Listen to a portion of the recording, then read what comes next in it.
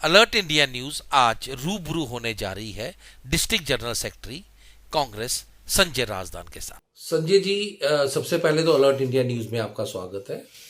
मुझे आप ये बताइए कि अग्निपथ जो एक स्कीम केंद्र सरकार द्वारा जो निकाली गई है उस पे कांग्रेस का क्या स्टैंड है? जी, आपने हमारा पहले आपके माध्यम से आपके सभी दर्शकों को मेरा प्यार भरा नमस्कार। और आपने देखा होगा कि कांग्रेस ने पूरे देश में इस स्कीम का विरोध किया है और विरोध करना इसका वाजिब भी है।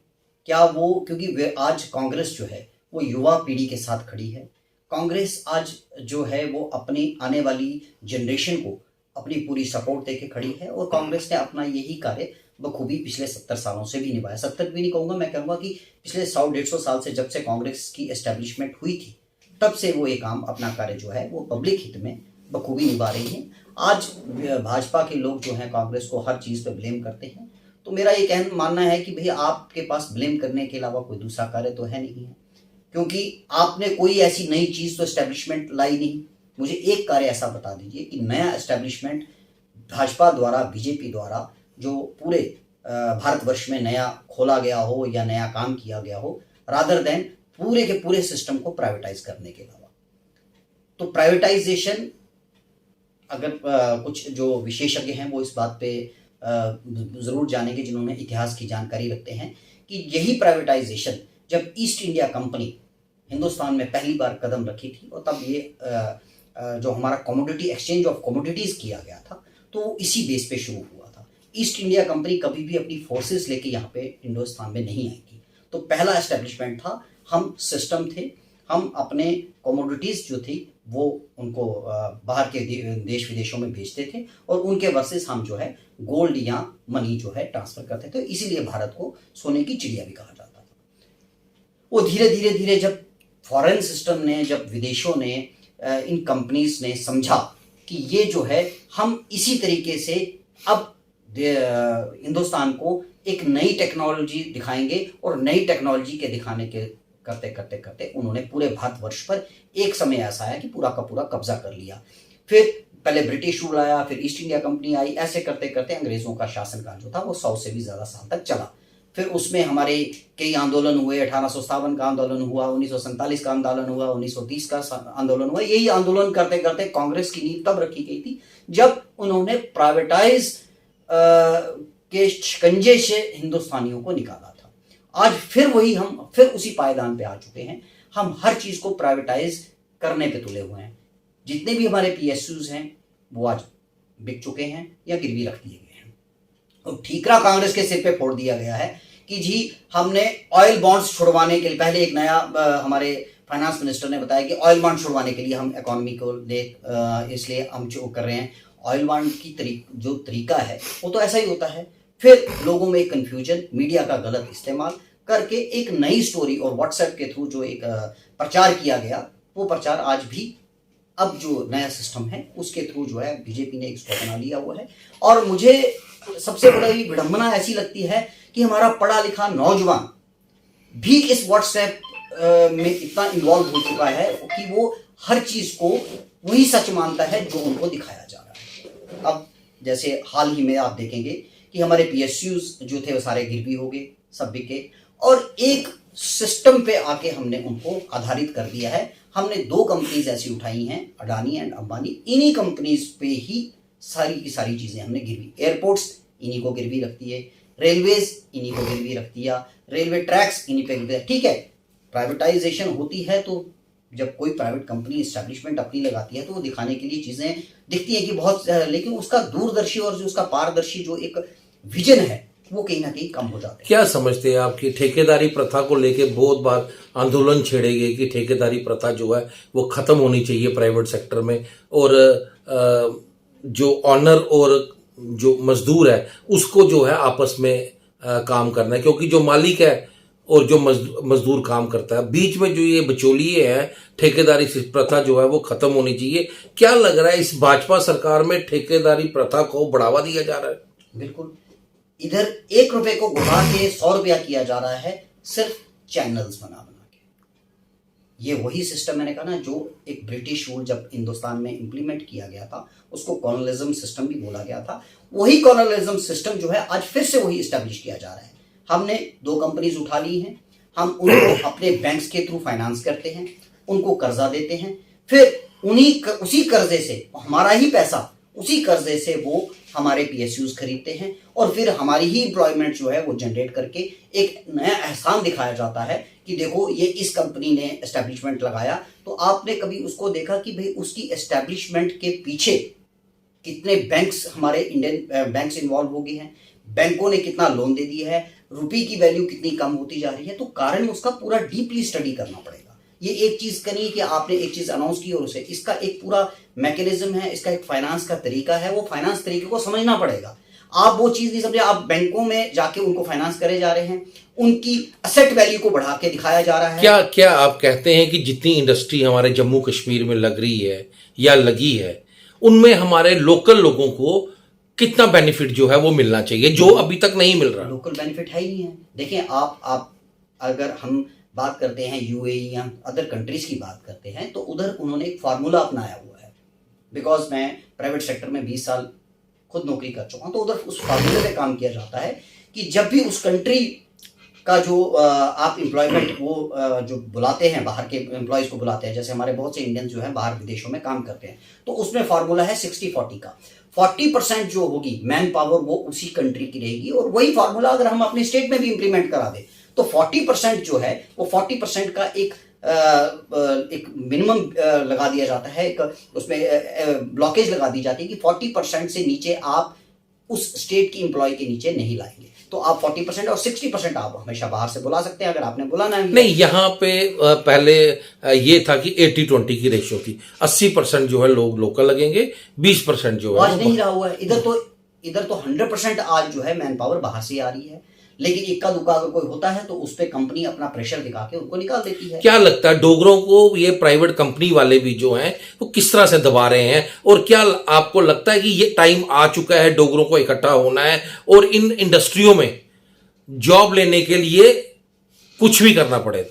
देखिए, वो तो इकट्ठा तो हर चीज में होना पड़ेगा, लेकिन आज की डेट में भाजपा ने अपनी एनरूटिंग थ्रू मीडिया इतनी ज्यादा कर दी है कि आज कोई इकट्ठा होने, परेशान हर आदमी है, लेकिन वो इकट्ठा होकर ये नहीं बताना चाहते कि हाँ हम परेशान हैं। वो कहते हैं जो हो रहा है बहुत अच्छा हो रहा है, लेकिन अकेले में सब रो रहे हैं, सब परेशान है, महंगाई की मार से सब परेशान है, जो अनएम्प्लॉयमेंट की मार से सब पूरा यूथ परेशान है। अब हाल ही में जैसे अभी आपने अग्निपथ की स्कीम देखी, अग्निपथ भी आया तो वो भी क्या है, अल्टीमेटली वो भी एक प्राइवेटाइजेशन है। आपने एक ट्रेन कर दिया, ठीक है, उसको जो मर्जी नाम दे दीजिए, हम ये एक नई तरीके से हम मैन पावर फोर्स तैयार कर रहे हैं, हम एक सिक्योर्ड एंड सेफ फोर्स तैयार कर रहे हैं। ये बिल्कुल, आप जो मर्जी जैसे कहें, लेकिन फोर्सेस के साथ, आर्मी के साथ ऐसा खिलवाड़ नहीं किया जाता। लेकिन आज जैसा केंद्र शासित देश है, भाजपा की सरकार है, तो अब जो बड़े बड़े दिग्गज हैं आर्मी के भी, जो टॉप शॉट्स हैं, वो भी उसी भाषा में बोल रहे हैं कि नहीं ये हम बहुत अच्छा कर रहे हैं। तो अगर आप ऐसा कर रहे हैं तो आपने उसके लिए एस्टेब्लिशमेंट लाई थी। एनसीसी जो था, एनसीसी में तो आपके थे, आप एनसीसी से कैडेट उठाएं, आप एनएसएस के कैडेट थे, एनएसएस से उठाएं, तो फिर जरूरत ही कोई नहीं थी। आप कह रहे हो कि हम भर्ती करेंगे, 4 साल के बाद उनको रिटायर कर देंगे और उनको एक रिटायरमेंट के बाद 11 लाख रुपया मिलेगा, और जो 8,000 की अगर उनका पीएफ कटेगा तो उसमें 8,000 सरकार भी डालेगी। तो आप एक वो किसी भी प्राइवेट कंपनी में देखें, उधर भी सेम रूल है।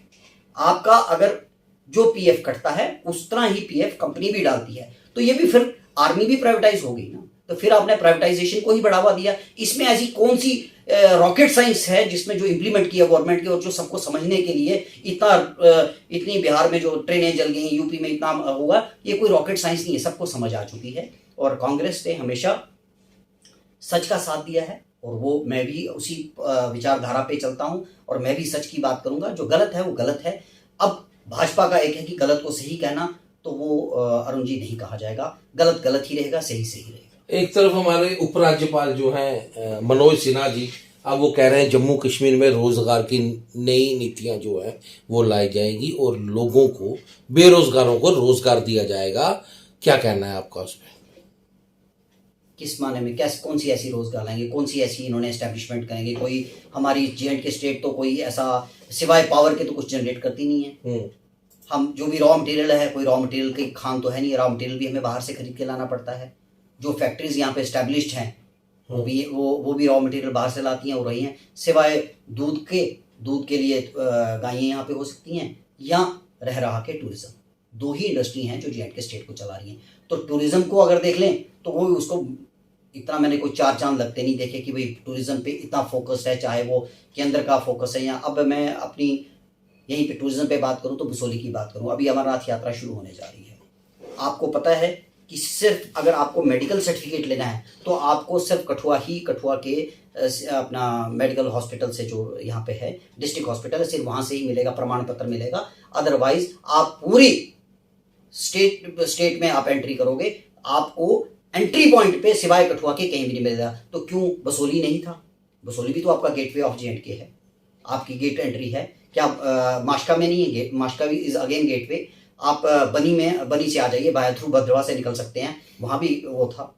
तो ये सारी चीजें, अगर आप एक पूरी स्ट्रेच लाइन है, हमारी बॉर्डर लाइन है, तो आपने सारे बॉर्डर लाइंस पे अगर ये फैसिलिटी अवेलेबल करा दी होती तो शायद टूरिज्म उतना बढ़ता, लोगों का आना जाना बढ़ता, और आपके नेशनल हाईवे पे उतना लोड भी कम होता। लेकिन सिर्फ टोल्स को एक्सेस कमाई करनी है, टोलों से पैसा ज्यादा एक्सट्रैक्ट करना है, तो इन्होंने सिर्फ कठुआ रखा है ताकि जितना भी टूरिज्म आए वो थ्रू कठुआ आए, कठुआ से फिर वो हमारा यहाँ से क्रॉस करे, टोलों से क्रॉस करे, और हमारे पास रेवेन्यू ज्यादा आ जाए। तो ये चीजें जो पॉलिसीज हैं, ये टूरिज्म को बढ़ाने की पॉलिसीज नहीं है। हमारे केंद्र मंत्री जो हैं टूरिज्म, इसके ट्रांसपोर्ट मंत्री ने ये बोला था, नितिन गडकरी जी ने बोला था कि 60 किलोमीटर तक कोई टोल नहीं लगेगा। आप जाइए, आज यहाँ से लेके दिल्ली तक 30-30 किलोमीटर में भी लगे हुए हैं, कोई नहीं पूछ रहा, कोई नहीं रो रहा।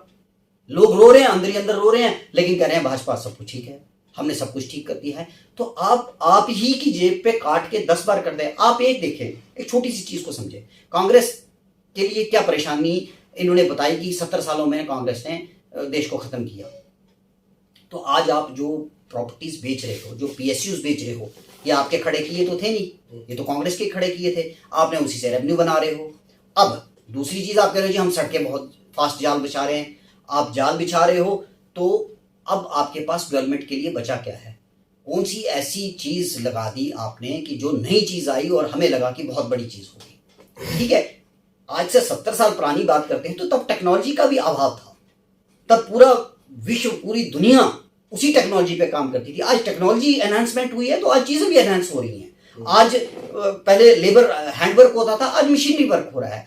पहले मिक्सचर्स बनाने के लिए मैन पावर इस्तेमाल होती थी, आज बड़ी बड़ी मशीनें आ चुकी हैं। तो टाइम टू टाइम अगर पूरी दुनिया ने डेवलपमेंट की है, पूरी दुनिया में चेंजेस आई हैं, तो वो देश में भी हमारे भी चेंजेस आ रही हैं। तो इसमें इतना बढ़ा चढ़ा के दिखाना और पूरे टीवी चैनल्स को हायर कर लेना और ये बताना कि यही अब हुआ काम, अदरवाइज तो हम जो था कोई काम ही नहीं हो रहा था। अगर आपने इतना बड़ा बढ़िया काम किया हुआ है तो फिर आपको इतने ज्यादा टोल लगाने के, वो टोलों के रेट देखें आप, 120, 160, 200, 200, 250, 240, इससे नीचे कोई मिनिमम जो लोएस्ट टोल है वो 160 रुपए है।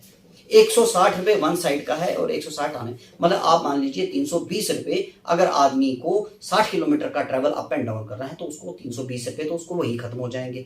अपनी गाड़ी लेके चलना उसके लिए मुश्किल हो गया। पेट्रोल डीजल के दाम आसमान छू रहे थे, तो इतना पैसा आप रेवेन्यू इकट्ठा कर रहे हैं। अब आप कह रहे हो कि कांग्रेस ने 70 सालों में अपना कोई दफ्तर नहीं बनाया, लेकिन आप बीजेपी की, भाजपा के देखिए, हर गांव में उन्होंने डबल स्टोरी जो है वो दफ्तर बना लिए। तो इतना पैसा कहां से आ रहा है?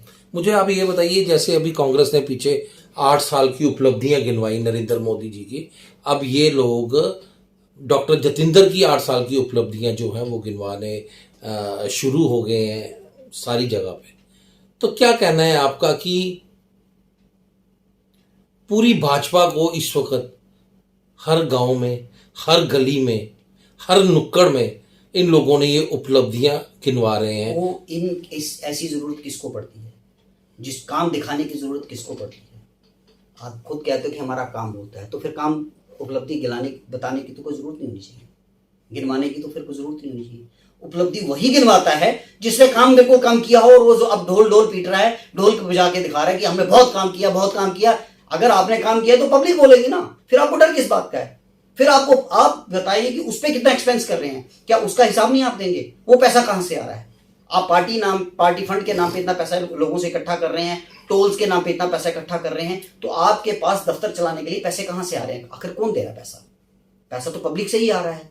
तो पब्लिक से पैसा आप कैसे इकट्ठा कर रहे हैं? उसका भी एक मैकेनिज्म होना चाहिए। आप ईडी हर दिन बाकी लोगों पे लगा देते हो, अपने पे भी ईडी लगा के देखें ना। ईडी से पता लगेगा ना कि कौन से पैसे कहां से कैसे इकट्ठे किए जा रहे हैं। आपने कहा कि उपलब्धि गिनाने के लिए उन्होंने बुकलेट छापी, बुकलेट के लिए भी पैसा लगा। फिर मीडिया को परचेज किया, मीडिया को खरीदा होगा, मीडिया को पैसे दिए होंगे, आखिर पब्लिसिटी है, मीडिया ने भी तो अपना पैसा लेना। पब्लिसिटी एक प्राइवेट काम है, तो मीडिया ने पब्लिसिटी का पैसा लिया। फिर अखबारों में आपने छापा, अखबारों पे आपने पेज की कटिंग ली, पूरा फ्रंट पेज लिया कि हमने इतनी उपलब्धियां गिनी हैं, तो उसके पैसे भी दिए होंगे। फिर आपने अपनी टीम वर्क लगा दिए, सारी टीम्स को आपने एक छोटे से छोटे टाउन में भेजा, उसका एक्सपेंस भी आया। अगर आपकी इतनी अच्छी उपलब्धियां थी तो फिर आपको इतना और पैसा लगा के अपनी उपलब्धियां क्यों गिनवाने की जरूरत पड़ रही है? आपने काम किया तो काम दिखेगा, लोग आपकी वाहवाही करेंगे। अगर आपने काम नहीं किया तो आपको गिनवाने की भी कोई जरूरत नहीं है ना। आप गिनवाने पे लगे हो, बताने पे लगे हो और दिमाग पे स्ट्राइक करवा रहे हो कि भाई ये मैंने किया है, मैंने किया है, मैंने किया है। तो जिनके लिए किया है, अगर वो ये चीज नहीं समझ पा रहे कि ये आपने किया है, तो इसका मतलब कि आपसे नहीं हुआ है। अब आप अपनी, जैसे आपके इलेक्शंस पास आ रहे हैं तो आप दिखा रहे हो कि हमने बहुत बड़ा किया हुआ है। आप कांग्रेस से वाबस्ता हैं। अभी भाजपा ने एक नया लोगों को अपनी तरफ खींचने के लिए एक फार्मूला नया निकाला है कि इंदिरा गांधी ने इमरजेंसी लगाई थी, वो दिन मनाया जा रहा है। उस पे जो है भाजपा अब राजनीति कर रही है कि इंदिरा गांधी ने इमरजेंसी। एक चीज है, इंदिरा गांधी ने अगर इमरजेंसी लाई तो वो उस टाइम की वक्त की अगर जरूरत होगी तो उन्होंने इसलिए लगाई होगी। अब मैं जब मैं पैदा भी नहीं हुआ था या पैदा हुआ था, उस टाइम की चीज को आज के डेट से कंपेयर करना, कंपैरिजन आप सिर्फ पार्टी टू पार्टी करे जा रहे हो। आप डेवलपमेंट वर्सेस अपनी अचीवमेंट्स पे करके दिखाना। आप सिर्फ वो चीजें हैं जो चीजें हुई हैं उनको आप फिर उठा के दिखा रहे हो और अपनी एक सिंपैथी गेन करने के लिए इन चीजों को यूज कर रहे हो। तो मुझे लगता है इसका जवाब पब्लिक को देना चाहिए और पब्लिक को बखूबी इनको ये बताना भी चाहिए कि आप सिर्फ इन्हीं पे फोकस करते हैं, तरक्की के कार्य में आपका कोई फोकस नहीं है। उपलब्धि एक अगर सड़क बनाई है तो पूरा का पूरा भाजपा का अमली जामा जो है वो एक छोटे से वाइपर को पकड़ने चला जाता है कि ये सड़क बन रही है। तो मुझे बता दीजिए, फिर वो भी कंपैरिजन करो कि आज तक अगर कांग्रेस ने इतनी सड़कें बनाई तो किसी का फोटो एक भी कटिंग दिखा दें उस सड़क पे उस एमएलए, उस एमपी, उस मिनिस्टर ने जाके कहीं उद्घाटन किया था। वो इनका हमारे टाइम पे ये रूटीन वर्क होता था। इनके लिए एक माइलस्टोन हो चुका है। पुरानी सड़क को ठीक करना एक माइलस्टोन है, हम बहुत बड़ी अचीवमेंट कर रहे हैं। तो ये चीज अरुण जी आप जैसे शहरी को भी समझनी है, अपने मन से ही समझनी है, इसमें ये दिखाने की जरूरत नहीं है। संजय जी, किसान आंदोलन था, 350 किसानों ने शहादत दी है। अब आंदोलन आ गया है अग्निपथ। तो ये भाजपा जो है कितने नौजवानों की शहादत लेगी? देखें जी, मैं तो ये समझता हूँ कि भाजपा को आज आके वो हमारे गांव में एक सिस्टम चलता है, बलि सिस्टम। ये अपनी हर चीज को, अपने गलत को सही करने के लिए बलि लेना पे ही विश्वास रखते हैं।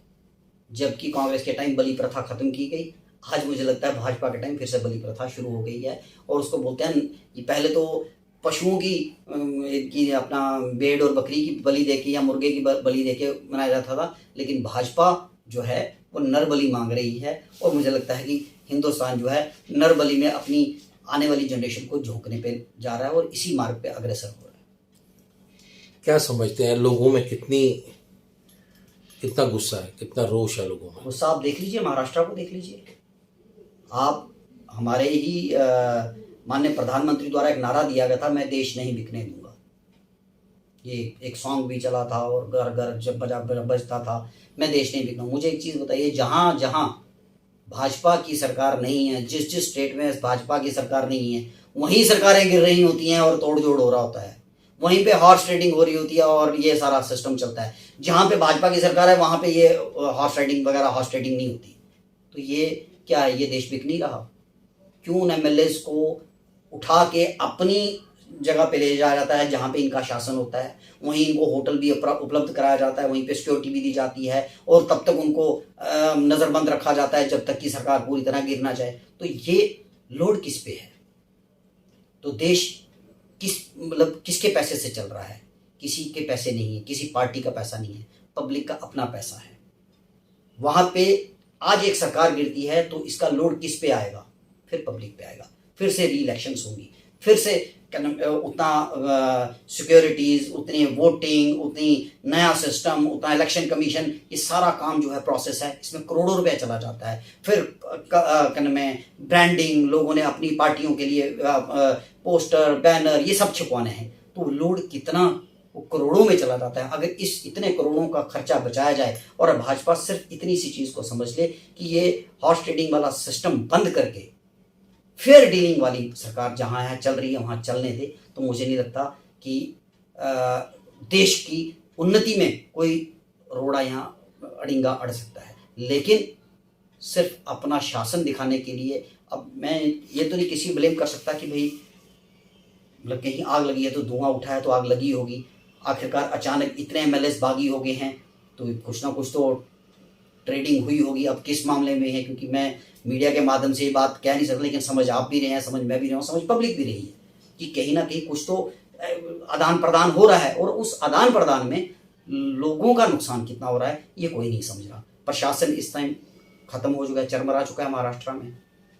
यही चीज़ राजस्थान में भी की गई, यही चीज़ बाकी स्टेट्स में भी की, यही चीज़ पंजाब में भी हुई, हर जगह यही किया गया। आज जे.एंड.के में इलेक्शन नहीं हो पा रहे क्योंकि इनको आज अपना डर है कि हम वो चीज़ जो चाहते थे वो नहीं हो रहा, क्योंकि हमारी यहाँ पे थोड़ी सी पब्लिक ने रिजेंटमेंट दिखाई है, और जो एक जुड़े हुए थे वो थोड़े से आज अपने आप को अंदर ही अंदर कटा हुआ महसूस कर रहे हैं, और वो आज एक कांग्रेस का दामन थामने पे लगे हुए हैं। वो भी इनको लग रहा है कि ये कहीं कांग्रेस का दामन थाम लिया तो हमारे हो जाएंगे, तो इसलिए इलेक्शन नहीं होने दे रहे, इसलिए उसको चीज़ है। और आज आके फिर देखिए, आज आके यहाँ तो पैसा या रिलीजन या धर्म, इन्हीं चीज़ों पे जो है राजनीति की जाती है।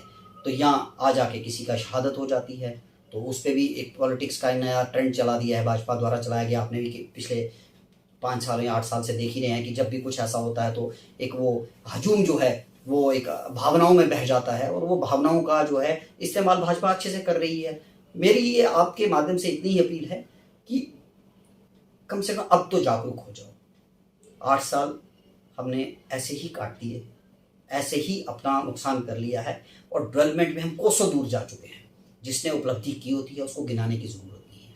मैं अगर आपके साथ कोई बात कर रहा हूँ तो मुझे प्रॉम्प्टिंग की ज़रूरत नहीं है, मेरे अंदर के विचार मेरे विचार हैं जो मैं अपने व्यक्त कर रहा हूँ।